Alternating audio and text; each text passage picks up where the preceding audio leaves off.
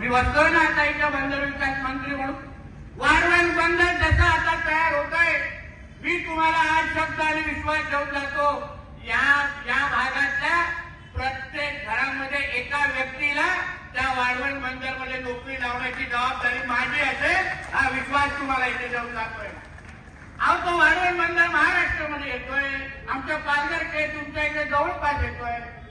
मग बाहेरचे लोक आम्हाला कशाला, दुसऱ्या राज्याचे लोक कशाला पाहिजे? ज्या नोकऱ्या असतील तुमच्याच असतील, तुमच्यासाठीच असतील. म्हणून जे काही करू हे तुमच्या सेवेसाठी करू, तुमच्या अधिकारासाठी करू.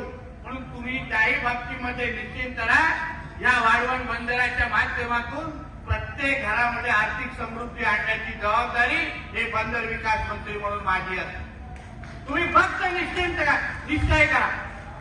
तुम्ही अगर माझ्या विचाराचे नगरसेवकच दिले नाही, तुम्ही जसं इथं राजन नायकांना निवडून दिलं, बघा आमचं काम किती सोपं झालंय. तुमच्याकडे इथे अनुभव केले की नाही? तसा आपला विचाराचा आमदार अगर नसता, तो आणला असता का मला इथे?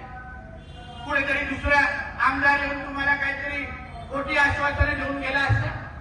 आज भारतीय जनता पक्ष आहे, शिवसेना आहे, आम्ही सगळे सत्तेमध्ये आहोत, सरकारमध्ये बसलो आहोत.